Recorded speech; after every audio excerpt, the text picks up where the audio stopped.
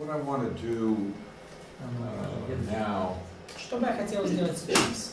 is to look at the servant songs. Это рассмотреть с вами песни слуги, песни раба, сандальный перевод, именно песни.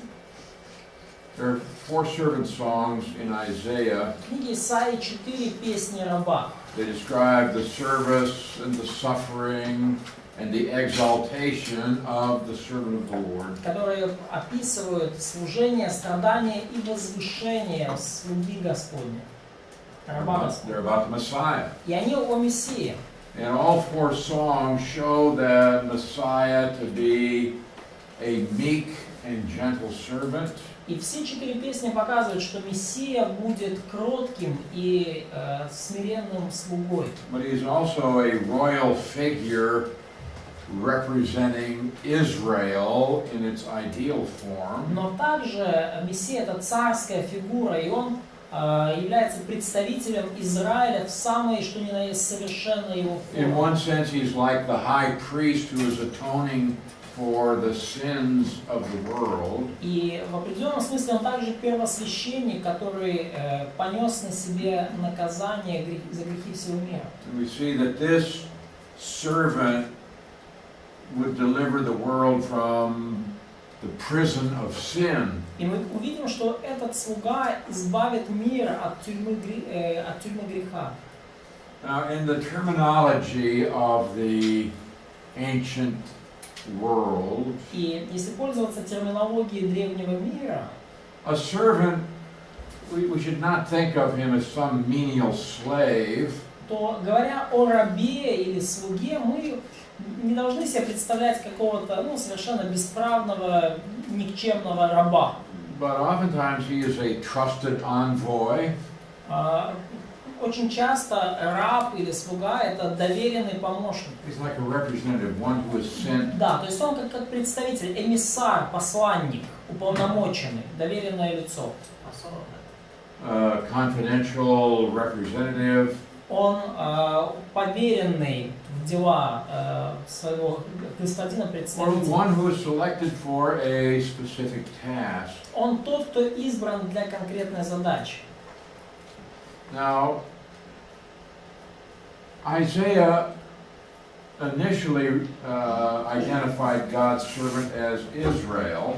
Изначально Исаия представил Израиль как Божьего раба, Божьего слугу, Who serves as God's witness and a light to the Gentiles. Именно Израиль должен был служить Божьим свидетелем и быть светом язычников.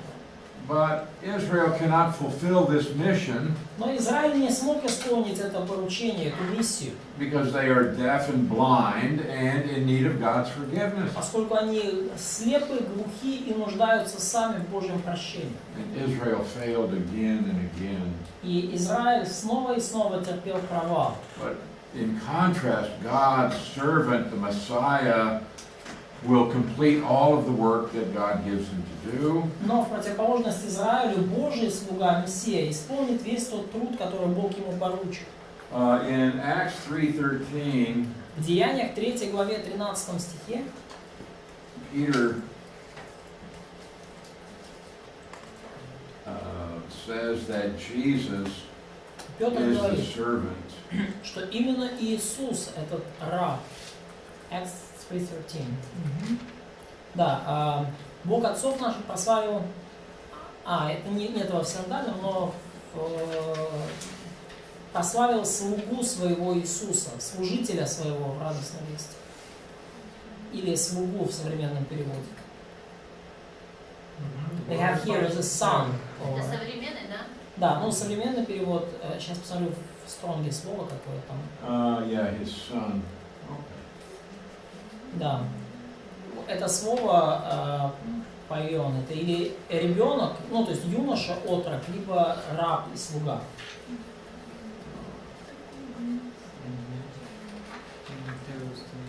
Now, but we see that Jesus always did the will of his Father. Но мы видим, что Иисус всегда исполнял волю своего Отца. Jesus said, "My food is to do the will of the one who sent me and to finish his work." Иисус сказал, что моя пища есть творить волю пославшего меня и совершать дело его. John 4:34. Иоанна 4:34. And in John 6:38, В Иоанна 6:38. I've come down from heaven not to do my own will, but the will of the one who sent me. Ибо я сошел с небес не для того, чтобы творить волю мою, но волю пославшего меня Отца. And in John 5:30, В Иоанна 5:30. he says, "I do not seek my own will, but the will of the Father who sent me." Он говорит, я ничего не могу творить сам от себя, ибо не ищу моей воли, но воли пославшего меня Отца. And he said, "I have come to glorify the Father." И он также говорит, что я иду прославить Отца. Okay, Сын человеческий Бог прославился мне. I gave to you yesterday the verses for the 4 servant songs. И вчера я указал вам стихи, говорящие о 4, указывающие вот эти 4 песни раба в Писании. Вот эти ссылки, они все в Фейсбуке. No, actually what we have in each of these 4 songs, you have the song and then you have a postscript. И по сути, что мы видим в каждой из этих песен? Собственно, песни и по скрипту. And the postscript will confirm the work of the servant. И в этом постскриптуме еще раз подтверждается труд Or give раба. an exhortation to respond to the servant. И либо дается увещевание правильно ответить этому слуге, послушаться его. Now in Isaiah 40 to 48, И в главах в Исаии с 40 по 48 главы he said that God said he would redeem his servant Israel from the Babylonian captivity. Бог говорит, что Он избавит слугу своего Израиля из вавилонского плена, By using one of his servants named Cyrus. используя одного из своих рабов по имени Кир. Now Cyrus is a Persian. Кир это вообще перс. Cyrus is a military leader. Кир это военный руководитель, генерал. And God is going to use this man И Бог будет использовать этого человека, to deliver his people. чтобы избавить свой народ. And in Isaiah 44:28, И he says, Cyrus is my shepherd, в Исаии 44:28 говорится о Кире, что он пастырь мой, and he's going to do all my pleasure. и он исполнит всю волю мою. But he's going to use this pagan. Но Бог использует вот этого язычника, чтобы все это сделать. Now it's the sin of Israel that had caused them to go into judgment in Babylon. Именно грех Израиля привел к тому, что они оказались осуждены через Вавилон.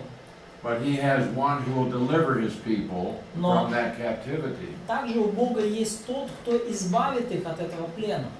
But God also reveals that he is going to deal with a more serious problem. Но Бог также открывает, что Он справится и с более серьезной проблемой. The problem of sin. С проблемой греха.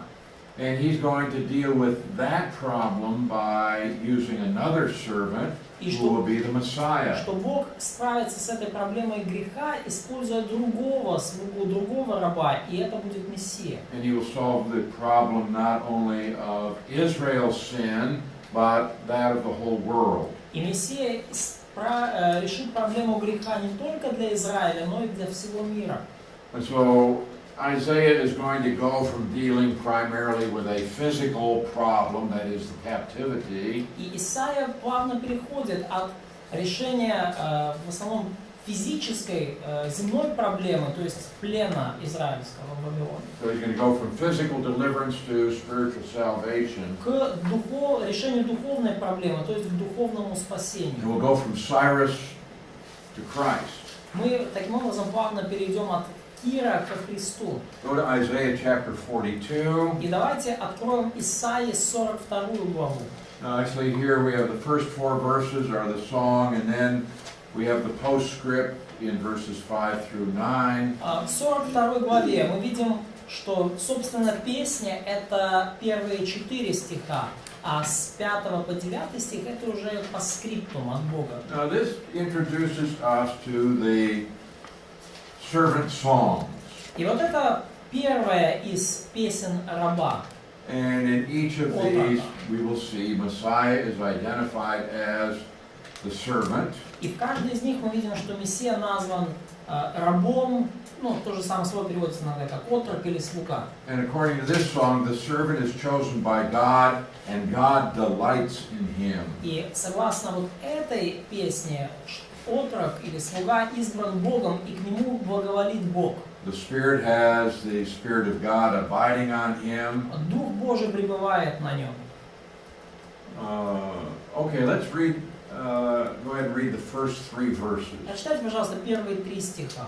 Ось мій слуга, якого я підтримую, мій вибраний, якого подобало моє серце. Я поклав на нього дух мій, він сповістить народам правду. Він не буде кричати, ані вигукувати, і голосу свого на вулиці не дасть почути. Надломленої очеретини не доламає, льону, що куриться, він не погасить, оповістить ретельно правду. All right, now these first 3 verses are specifically applied to Jesus in Matthew chapter 12. Вот эти 3 стиха конкретно применены к Иисусу в Матфея 12 главе. Verses 18 to 20. Стихи с 18 по 20. Матфея 12, с 18 по 20. So Matthew 12:18, behold my servant whom I have chosen. Матфея 12:18. «Се отрок мой, которого я избрал». And God says, I am well pleased with him. И Бог говорит, что к нему благоволит душа моя. And he's going to have the ministry of the Spirit. Тоже говорится о служении Духа в нем. Okay? So these verses from Isaiah are specifically applied to Jesus in the New И Testament. вот эти стихи из Исаии конкретно применены к Иисусу в Новом Завете So и к его служению. the Father says, I am well pleased with И him. Отец говорит, что к нему благоволит душа моя.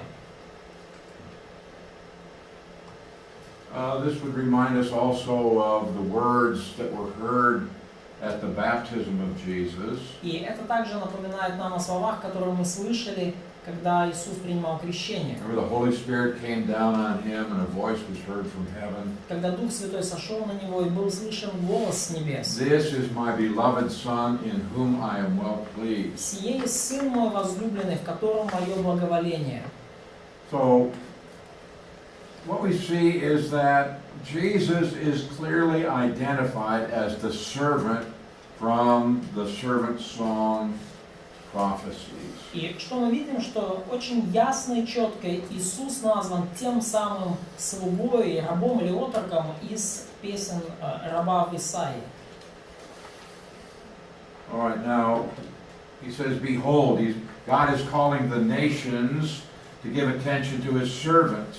И Isaiah 42:1. Исайя 42:1 Бог говорит: вот отрок мой, то есть Бог обращает внимание всех народов на призванного им слугу. Now this is in contrast to the servant, the idols of the previous verse. И это в противоположность к служителям идолов из предыдущего. They're worthless, their предыдущих works стихов. are nothing, their molded images are wind and confusion. Вот все они ничто, ничтожные дела их, ветер и пустота и стуканы их.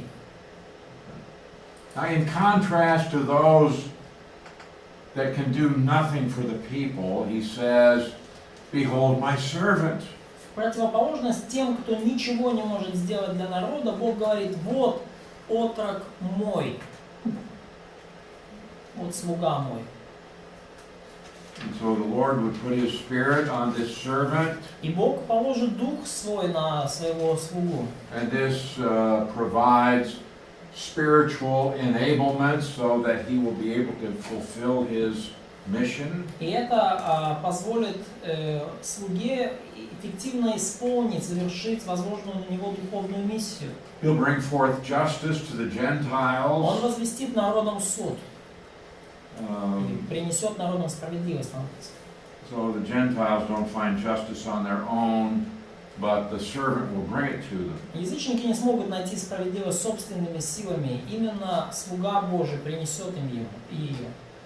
Right, in verse 2, В стихе 2: he will not cry out nor raise his voice, не возопьет и не возвысит голоса своего, nor cause his voice to be heard in the street. и не даст услышать его на улице. Now this is not what we find in Isaiah 53, where it says he's led as a lamb to the slaughter and he doesn't open his mouth. Но это не то же самое, что мы видим, например, в Исаии 53 главе, где сказано, что как овца ведена на заклание, как агнец, предстающим его без глаз. But this is saying that the servant is not going to be ostentatious. Но это означает буквально, что слуга Божий не будет хвастливым, что он не будет He's not going to действовать на advertise показ. himself. His ministry is going to be quiet, Он не будет продвигать себя и свой личный бренд. non-aggressive. Его служение будет тихим и не агрессивным. Obviously, Cyrus was not this servant, Ну, очевидно, Кир не был таким слугой, because he was also one who was quite proud. поскольку царь Кир был достаточно гордый и такой хвастливый. А чего тогда?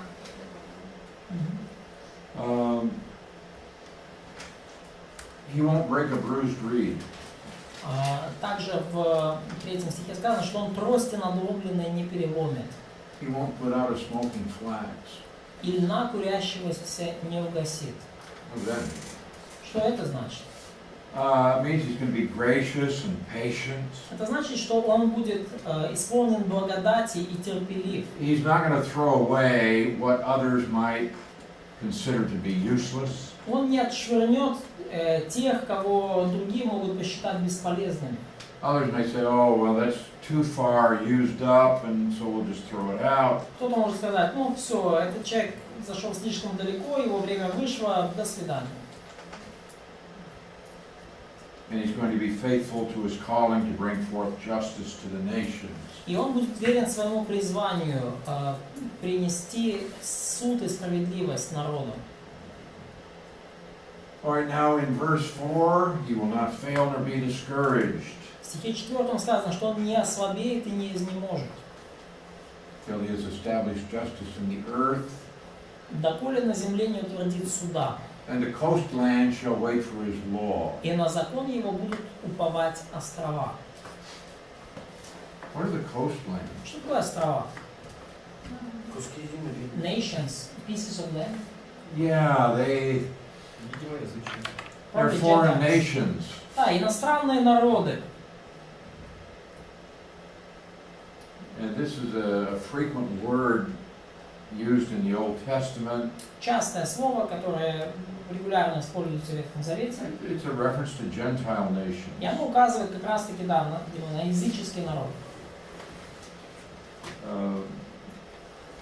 So the pressures that might cause others to stop serving the Lord И потому то давление, которое может побудить других приостановить служение Господу, this will not keep the servant from fulfilling his ministry. но оно не помешает слуге, это давление, исполнить его служение. So he's going to complete the mission of establishing justice on the earth, И он завершит порученную миссию установить справедливость and суд the на farthest земле. reaches of the earth will anticipate the coming of his law. И самые отдаленные уголки земли будут ожидать прихода его закона. They're eager for justice to come, Они будут с нетерпением ждать грядущей справедливости. not necessarily being eager for the Messiah to come. Ну, может быть, они не так уж не будут с таким уж нетерпением ждать прихода самого Мессии.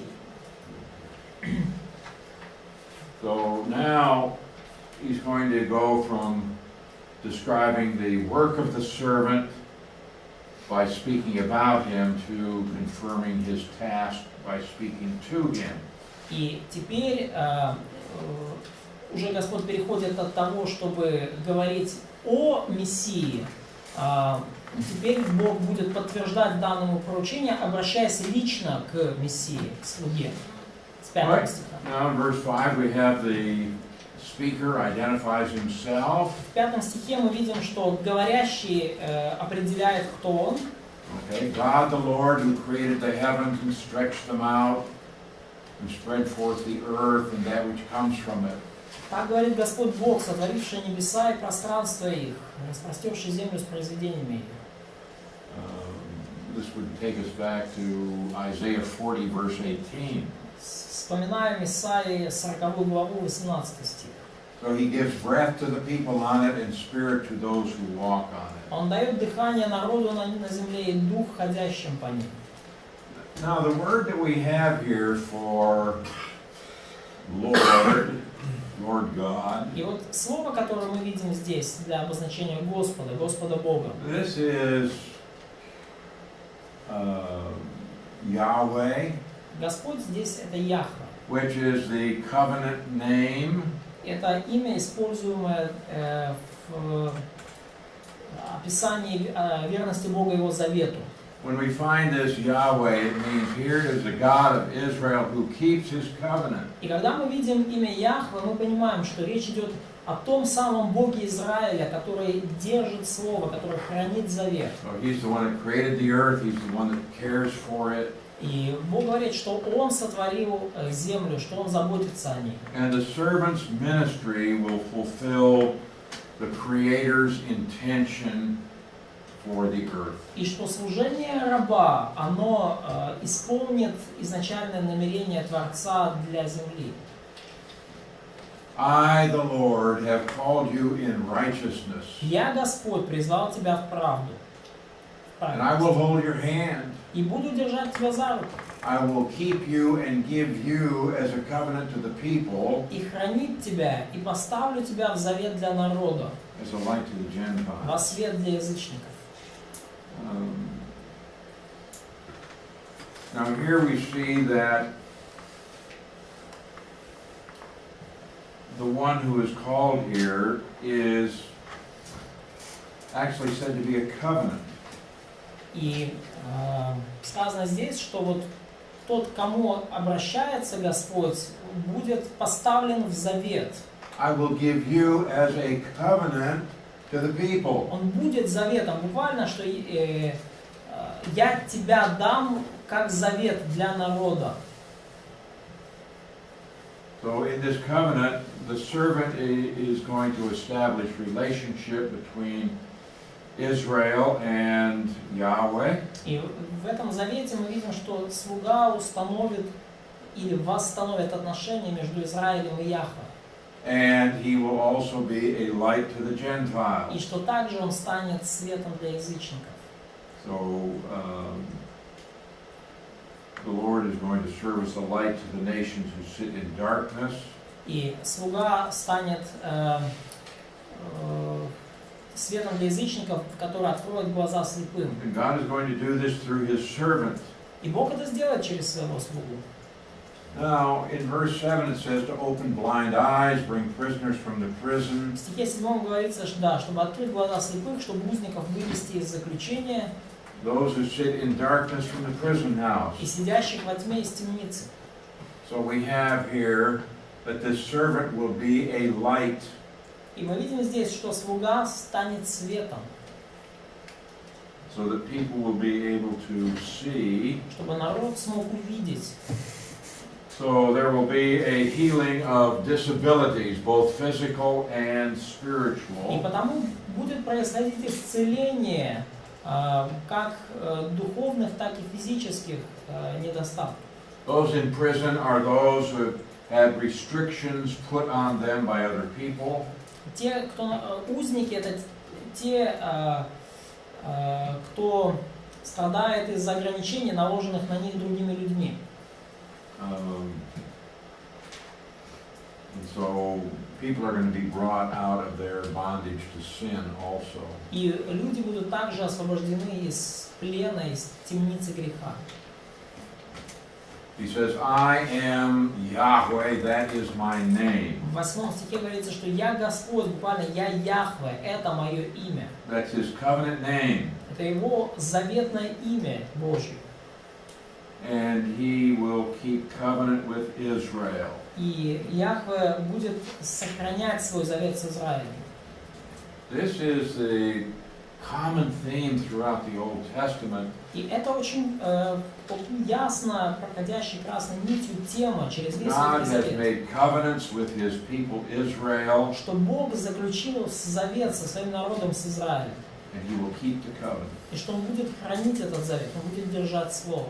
And his very name, Yahweh, И само имя Его, Яхве, indicates that he is the covenant-keeping God. указывает на то, что Бог хранит свой завет, что Он Бог, хранящий завет.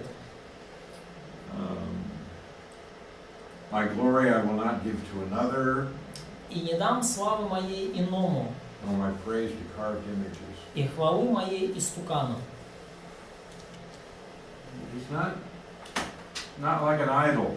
Бог не таков, как идолы.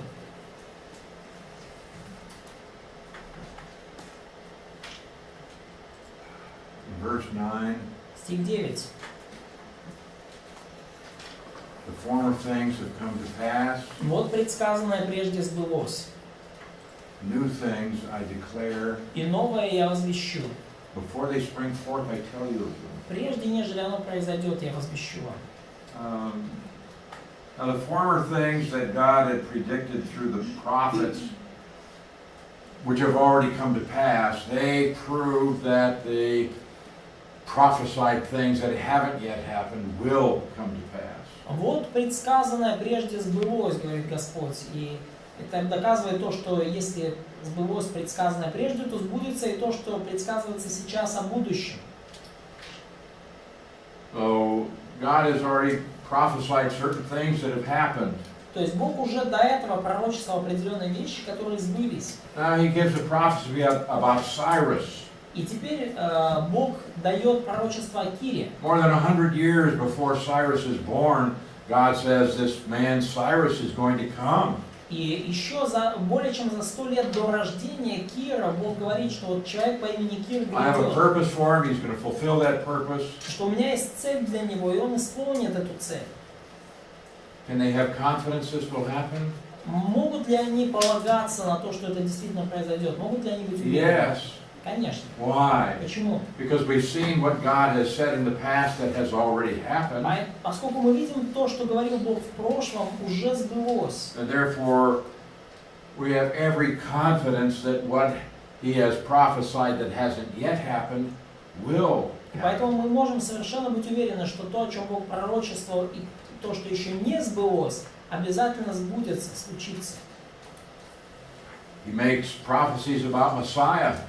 Бог дал обещание касательно Мессии. Now this is almost 800 years before Christ. И это еще, эти слова говорятся за 800 лет практически до прихода Христа. Will it happen? Yes. Случится ли это? They Да. Isaiah doesn't know that it's not going to happen for many centuries. И He Исаия, doesn't know that. да, но Исаия, конечно, не знает, что это случится еще через много-много столетий.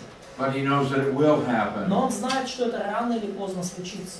So God has made promises and we don't see them fulfilled yet, И Бог дал обетование. Мы не видим, чтобы они пока исполнились. but they will be. Но они исполнятся. And that's what he's saying here. Вот то, о чем говорит здесь Господь. So this is going to end the controversy between God and the idols. И на этом вот заканчивается вот этот спор Бога с идолами. At least as far as this point in the book. По крайней мере, вот, ну, в этом участке книги.